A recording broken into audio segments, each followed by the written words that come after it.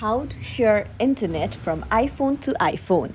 Hey everyone, welcome back to the channel. If you are new here, don't forget to hit the subscribe button and turn on the notification bell to not miss any updates. So, do you want to share internet from one iPhone to another? You're in the right place. So, let's dive right in. First things first, grab your iPhone and then open up your settings. Now, first things first, to open up a personal hotspot, you'll need to go to your notification bar, drag it down from the right side, and then open up your mobile data.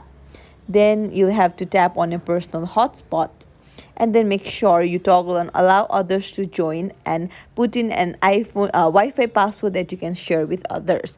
Now scroll down and you can see to connect using Wi-Fi, you'll need to choose the name from the Wi-Fi settings on your computer or other device and then enter your password when prompted.